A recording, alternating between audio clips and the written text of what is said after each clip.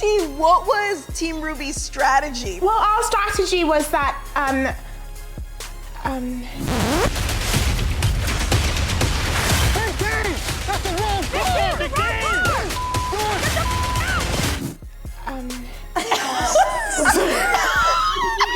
That explains a lot. I don't think I should ever do a bank robbery, that's for sure. Probably not. Probably not, Big T.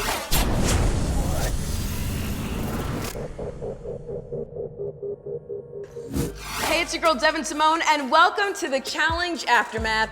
I'm here with the cast of the Challenge Spies, Lies, and Allies, and this time I have Casey. Woo! Tori. Yeah! Devyn. Yeah! Theo. And Nani. Woo! And dialing in from the UK, we have Big T. And from Romania, we have our #1 girl, Emmy. Thank you so much. Welcome to the Aftermath Challengers. All right, now Kyle couldn't be here for this episode being a new dad and all, things. He's probably like breastfeeding somewhere or something. But Kyle's birthday party, can we talk about that night? Because it was pretty epic.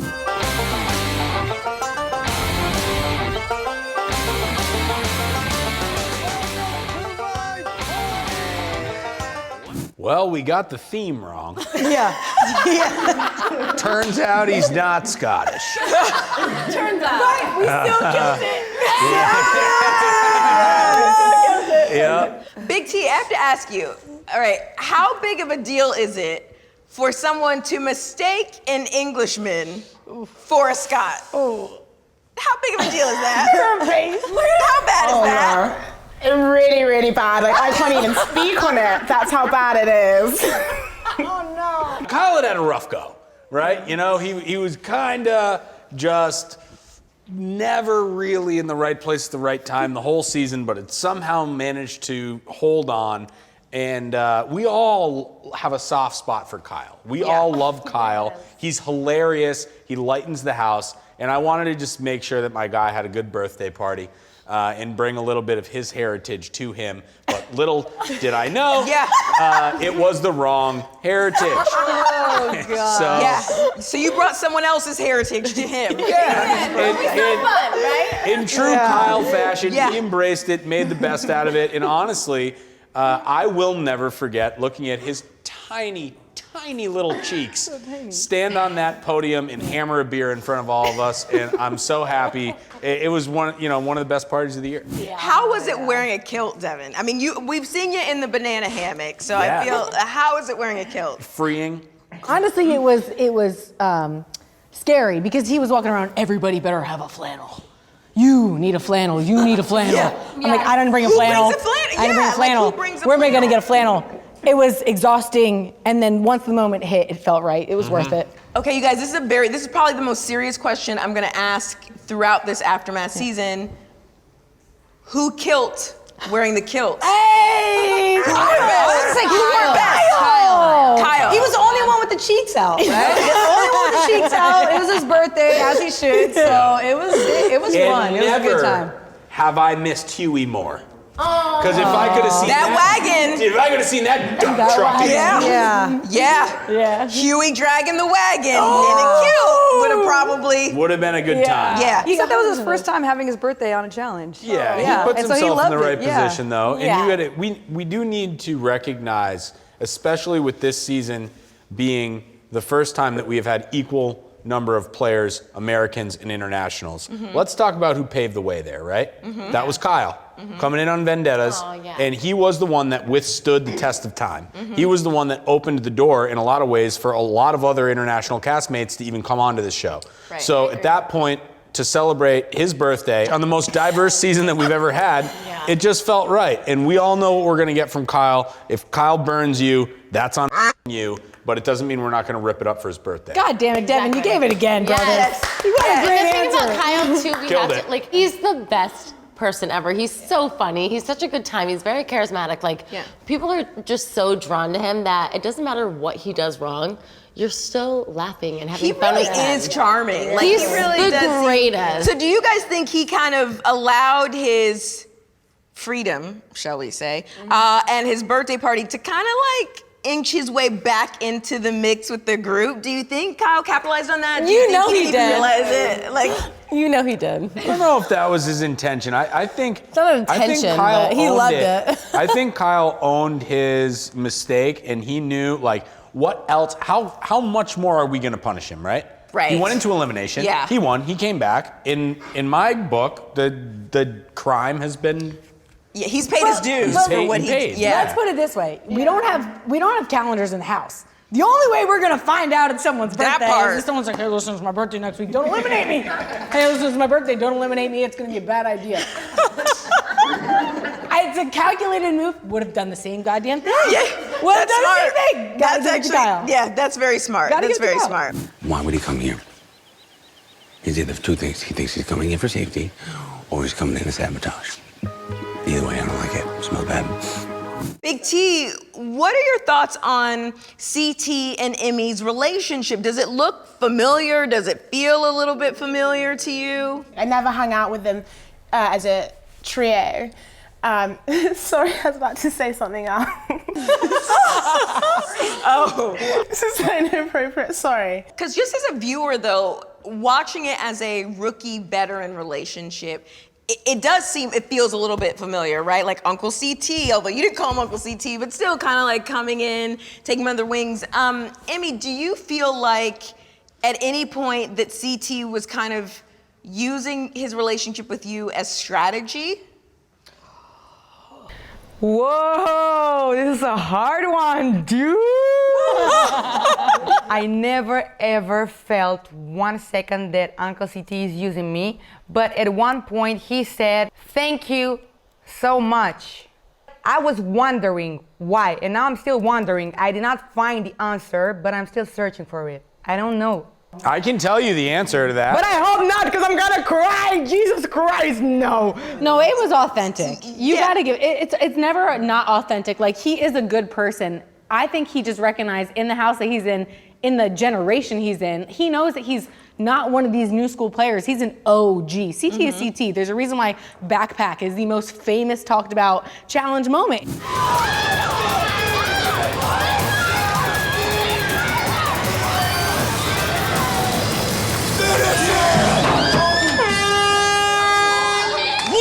He's been doing this game for 90 years. 90, he's a legend. He told me that he started at 22 years old, and I'm 22 years old. Yeah, and he's 72 I now. always myself. I think the love is real. I think the fact that somebody walked in for CT as a rookie who respected him as a legend made him feel special. I Yeah. think the love is real. I do. I think that most successful challenge relationships are symbiotic. And that both people are mutually beneficial from them. Where those relationships crumble is when one person thinks that they're bringing more to the table than the other one, i.e. a Fessy and Josh situation, right? Where Fessy did not see the value in Josh, and if he had, he wouldn't have made the move that he did.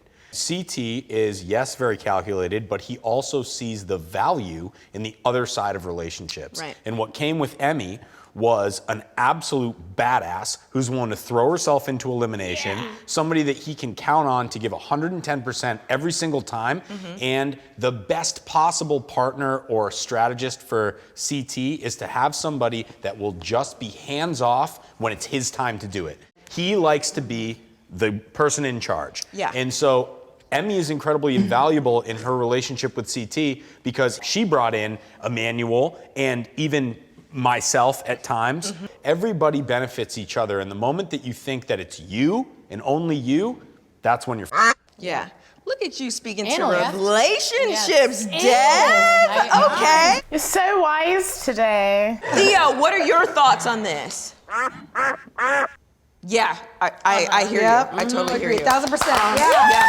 Theo with the wisdom. Who's Theo? Tori, do you take Theo with you everywhere now? Everywhere. Longest relationship I've had in a long time. So is he gonna be with you when you go visit Emmanuel, or does he have to get a ticket? Excuse me, don't answer that question in 5 minutes. All right, so Theo, it sounds like she's not gonna pay for your ticket, but you're probably invited. Let's talk a little bit about the mission. Each cell has $1 million of cold hard cash locked in a vault. When I say go, using 2 duffel bags per cell, you are gonna transfer that money from your vault all the way to one of those badass SUVs across the way. This was the hardest mission of the season for me, without a doubt. We're talking about probably 95 degrees. I would realistically say 110 with the heat index. It was hot. And Big T, so you get into the wrong car.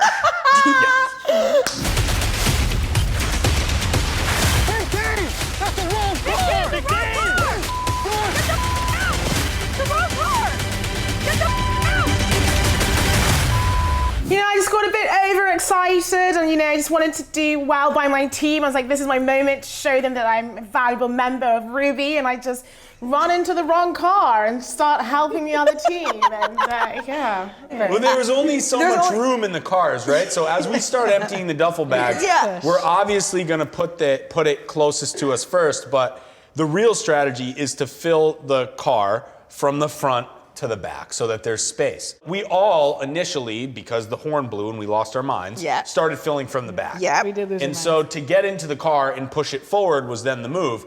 But the real move was to get into your cell's car and push the money forward.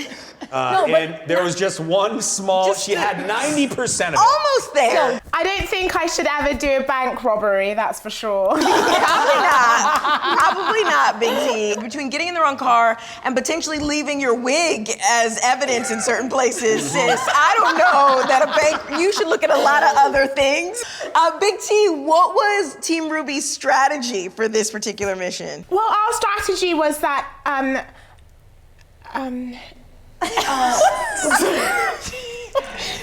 great question. yeah, great question. That explains a lot.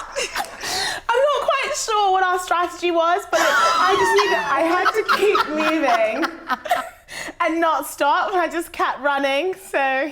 Sounds like a real solid strategy there, Big T. Sounds absolutely solid. You know, what's the better strategy? Take it slow, or as Big T said, just keep moving, wrong car or not, but keep moving and like don't stop. And efficiency. Yeah. It was efficiency. Yeah, it Take was. the least amount of trips to go back and forth and to fill up our bags as much as possible and not have to take that extra trip. Because then at the end, it came, you know, for you guys, right? Down the to Ruby one team. trip. We were 20 seconds Yeah, behind you guys were behind because you guys weren't filling to the very, like we could barely zip up our stuff, right? So, I mean, it came down to efficiency, and we worked really well. And you guys were behind us, dude. The way TJ, oh my goodness. The way TJ designs these missions, it is gonna be close. Yeah. There's that channelist. You know what though? Let me tell you something. Yeah. I will tell you, I've done a show with Devyn before where I literally lost to him. It was called Second Chances on this same strategy. We had to carry things from one point to another, and he beat us. You beat me and Morgan in this.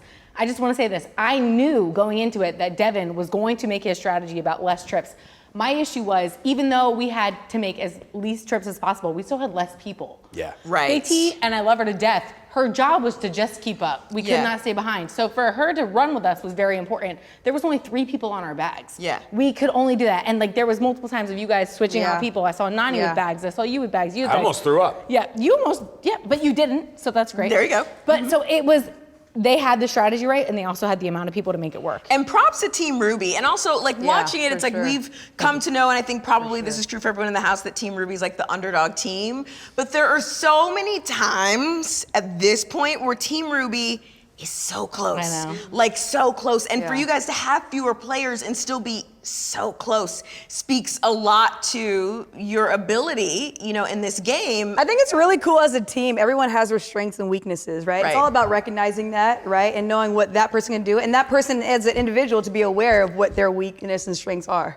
And so as a team to be able to communicate that and for someone not to take it so personal, hey, you're only giving me this job. I think it's huge, right? So that's why you guys did really well. Like when you went to Ruby, like you held it down really well. The communication, that leadership to be able to like, hey, this is your role, do it, and let's, you know, and then for her to be okay with that, and that's everything. You guys were literally seconds behind us, But and it all comes down to team. Loser. Yeah, but No, mad respect. But so close. And Nani, look at you with an emotionally intelligent partner, girl. Get it, right? That's what makes a good partnership work. Get it. A lot of emotion. Yes. You know what I learned about her on this challenge is What? she has no chill. No. She is literally Nani is- a robot, and she does not complain. She just goes. She moves and goes, does not stop, does not complain. I'm like, wow, Monster. amazing. Amy, what was Team Sapphire's strategy in this mission? I was the only girl, and I was like the only rookie in my team, and it was like, I don't want to disappoint these guys. They were really in the game, and they were like, you gotta do this. Come on, Amy, go. I had to grab the bags, to grab the dollars, and then again to run with the bags, to fill one bag, to zip the bags, to run again. I was just breathing. I don't know, I was never breathing. I swear to God, I thought that I will die because I had no other hand who can help me, no other girl. I really needed a girl with me. I tried to help you, Emmy. Yes, and Big T tried to help. Do you guys think for this particular mission, it was an advantage or disadvantage to have more members on your team? No doubt or advantage. More advantage. 100%. No doubt or advantage. In any of these missions where it was hands off from the other teams, meaning they didn't have direct impact on your game, it was an advantage to have more people. We sometimes didn't use that advantage. Top Gun mission, right? We weren't able to get it done. right. A team with 4 people won that mission because they had the better strategy. We also Yeah. went And first. and they executed Yeah, better. Yeah. yeah. This was the challenge when I became a believer in the hype that is Nani.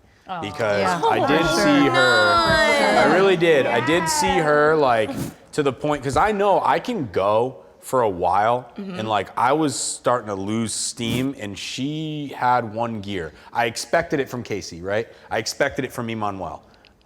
Amanda and Nani, I was looking at them like, you guys, you won this mission for us. Yeah. They 100% won this mission for us, and it was a very important one to win. I know what I'm capable of. Yeah. I know that I look at girls like Casey and Tori, and I'm like, yeah, these girls are great, but I know that there's things that I can beat them in. Yeah. I know that I am capable, but I'm also very realistic, and I think that's where people kind of confuse me being less confident with me just being realistic. Yeah. I don't know anything other than getting the job done. Yeah. Casey, look at you picking a committed, loyal partner, committed to getting the job done. I ship it. Seriously, I better be at the wedding. I'll be pissed if not. I was at the first one. I'm just gonna say that. All right, you guys, let's talk a little bit about nominations. All right, let's see who the compromised agent is.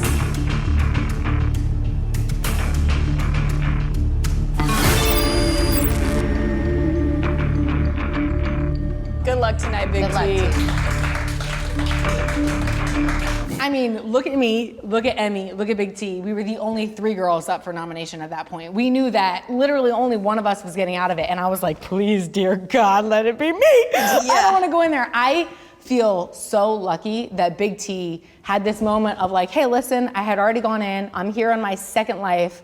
I should have gone home against Amanda, but I'm here. I feel like I want to prove myself. I want to go in. I mean, listen, that's music to anybody's ears in this game, but I respect it because truly Big T is somebody who is authentic through and through, has a great heart and wants to prove herself. And I just feel blessed that she didn't pick me. And I feel like me and her this season, you know, we could have gone head to head again. We're past that. So, you know, I feel lucky that that happened because I feel like maybe had I not forgiven her, maybe it could have come around and bit me in the ass, but she gave me a chance after I gave her a chance. Yeah. So the Look fact at that growth, you guys. Yeah, and I love Big T. You should hear her play the piano. What, really? Yeah, she played it on No, Aftermath. it's so good. Really? Yeah. Really? Look at her. Okay. Yes. Big T, so how do you feel about being the house vote? Well, at this stage, I actually just wanted to go down anyway to prove myself, just to be like, look, I fought to have a place here. I do deserve to be here because when you're in the house by default, you know, you do have a bad feeling. And like, honestly, I felt bloody marvelous when I was the house vote because I felt as if I had my own fate in my own hands instead of kind of being like, am I going down, am I not? So yeah, I was really grateful that the Emeralds did make me the house vote. It had nothing to do with the fact that you had already planned your manicure appointment when you thought you got eliminated the first time, and you were ready to leave the first time. I mean, might have a little bit to do with that. All right, guys, let's talk a little bit about this elimination. I think both of these women are great competitors. It's going to be an honor to go up against either of them, but tonight, TJ, I'm going up against Emmy. All right, come on down, Emmy. Well, you know, me and Tori have a truce from this season, you know, and I felt particularly close with her, and at this stage, I had less of a friendship with Emmy, so it just felt more natural to go for that decision. Well, I cannot judge anybody, so when it's up to her, she can decide whatever she want to do. So it's her right to do that. She called me down there, and that was it. And I think if I was her, I would have done the same thing. I love that the person most loyal to this vet alliance is Emmy the rookie. Yeah. Can I just say? And when I say go, you will race into that pool, swim across, ring the bell, come back, start solving your puzzle. Now, every so often, I'm gonna sound the air horn, which is cue for you to run back into your pool, ring the bell, come back. The first agent to get the puzzle done will win tonight's elimination round and stay in the game. Firstly, we have to go into this ice bath, freezing cold, swim to the other end, ring a bell, get out of the ice bath, and then do a puzzle. And you know, I was actually quite excited because I was calling myself the puzzle queen before this. I never gonna do that again. So I'm not gonna lie, I came into this elimination feeling like, okay, I'm gonna do my thing, and I thought I was gonna win. And Emmy, you are a beast, and No, you are a beast. won that day, and you killed it. It was close. You are a beast, and thank you for letting me have this opportunity, because it's a huge opportunity to fight with a vet, dude. What are we talking about here? Emmy, how did it feel in that water? I hate it. I swear to God. It was the worst, most terrible thing that I have. It wasn't that bad, Emmy. I'm just saying. But then again, I had been to Iceland before, so. Hey. I did it. I hate ice. I don't like ice. I was dead. I died in the water. Big T, what was your strategy going into this elimination? Just to be as fast as possible. Like, I wasn't too worried about like the ice part, because as I was saying, we were swimming in glacier water last season. So that part I was fine about. It was just about getting that puzzle done as quickly as possible. That was my main focus. And unfortunately, it didn't quite work out. I don't know how I finished that puzzle, because I did not think at all. Like, my brain was freezing, my hands were cold, my body was cold, I was shaking, and I was like, I will go home. And Big T, how did it feel walking away this time for good? You know, it was for real this time. You know, I was absolutely gutted because I just felt as if, you know, the challenge gods had given me an elimination which I should have done well in, because it wasn't something physical. Like, if it was a hall brawl or something like this, you know, it would have been completely to my disadvantage. And so I just felt as if I'd wasted such an opportunity. I was so gutted within myself, you know. I really was calling myself the puzzle queen. I'm not even joking. And so to then... Now you're like the puzzle first lady in waiting, maybe. Like, not the queen. First lady, you can work your way up. You know. Step down, one step. But at the end of the day, you know, I had so many close friends who were at the final, and so just leaving at that moment, knowing Devyn, Kyle, Nani, Casey, CT, like, they were all there, and, you know, that gave me so much joy. Well, safe is so boring for me. Like, going to Emerald, being safe is like, I want to follow my uncle always. But yeah, I'm going to Rejoice Sapphire. I wanted to make Uncle CT a surprise that if I will win, in case I will win, I will return to Sapphire. And I did not talk to him like for one full day, and he was upset because he didn't know what was going on with me. And I wanted to make him a surprise, but before going down there in the lair, when Big T called me, I told him that I just wanted to tell you, Uncle, that if I would have won, because I already knew that I'm gonna lose, I would have come back to Sapphire. That's all. Oh, you're so sweet. Oh gosh, I love you guys so much. I do. I love you almost as much as I love the challenge aftermath games. Like, not quite. I feel like it's a little bit of a tie, but it's time for yes. We're going to do a little bit of international trivia. What country has the second largest film industry in the world? What country has the second largest film industry in the world? Okay, everybody reveal your cards. Let's see. Don't worry, I drew Dave, but I also said India. Dave in India with boob, I can't. China, Nani put UK in China, and the correct answer is Big T and Nigeria. Yes! Big Tizzle! Yes! I didn't know that. What's up with Bollywood? So what's the number? Yes, so even bigger than Bollywood is Nollywood. I didn't know that. Wow. Yes! All right, so question number 2. What is the only European country to have a physical border with an African country? What is the only European country to have a physical border with an African country? Okay, everybody turn your boards over. Tori said Romania because Emmanuel. Woo! Devyn said France. You realize, Casey, that New Zealand is its own. And then Nani put Bali as well. You guys realize. Wait, and then Emmy put New Zealand. Big T put Spain. Big T is the only one who has seen a map in the last 10 years because Big T got it right. Yes. Okay, so for this one, all right, I would say I have faith, I don't know. All right, which nation on average takes the most time to eat? I feel like this is a known thing. Okay, turn over. Okay, couple. Theo, flag him on the play. Yes! All right. Wait, consternation, girl. Yeah, think about it. You know Takes what? a long time. Consternation. Italy. Emmy. I think you're thinking of constipation. Time. What did you say? Never gonna get sponsored. Asia. Yeah, Big T's Margaritas. 3 for 3. Okay, on a positive actually, you're wrong. Big T's not 3 for 3 because all y'all wrong. It's not Italy, it's France. God damn it! I thought it was 2. For the 4th question, you guys have 7 chances. 7. All right, I like our odds. 7 chances. You just gotta get one. Let's get one. Gotta get one. Probably not gonna be one. Okay. Come on, I've got to win.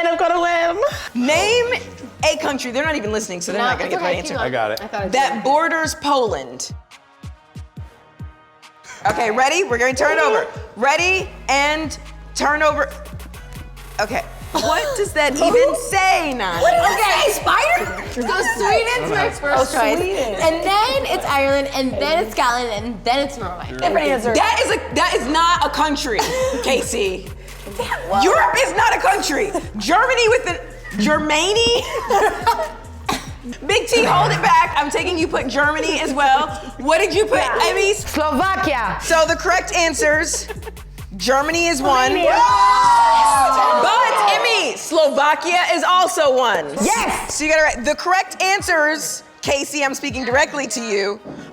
Russia, Germany, Ukraine, Lithuania, Slovakia, Belarus, and the Czech Republic. Big T, for sure, you're Big the T. smart one in this group, ma'am. All right, here's the last one. Croatia is home to the world's biggest white truffle. Without going over, how much did it weigh? Oh my Truffle gosh, weigh. I know this. These two, and they're scheming with their terrible. I know they still. I'm not a snitch. Yeah. Turn over your boards. What are the answers? We have 4.16 pounds, 7 pounds, 4 ounces, 501 pounds, 500 pounds. What did you put, Big T? Move it over. 10 kilogram. I don't know what that is in pounds. 4.16. You just copied what she put. Casey got excited and said, I know this. I know the answer. Casey put 501 pounds. Okay. The correct answer is 2 pounds and 8 ounces. Oh my God. So this is why we have so many struggles in the world when people do their own research. Because you guys' research is clearly off. Sorry, no. It's all right. 2 pounds. Steady white truffle. I was gonna put Godiva. It's okay. You guys, I hope you've enjoyed this episode. We have. The Challenge Aftermath and this episode of International Trivia. Clearly, they've been around the world and they have learned nothing. We love them all the same. I love you all. Thank you for being here on the Aftermath. It's always a pleasure. Thank you guys for watching. I'm your host, Devyn Simone. I would have known at least one of those answers. Shout out to Big T, though, who knew at least 3. Yes, Big T, who was loyal the whole time, even when they doubted her. Yes, sis. Thank you so much for watching. This concludes this particular episode of The Challenge Aftermath. Be sure to check out all new episodes of The Challenge Spies, Lies, and Allies, Wednesday nights only on MTV. Now, here's a look at next week's episode. Today's mission is called Dead Drop. The win right now is so important.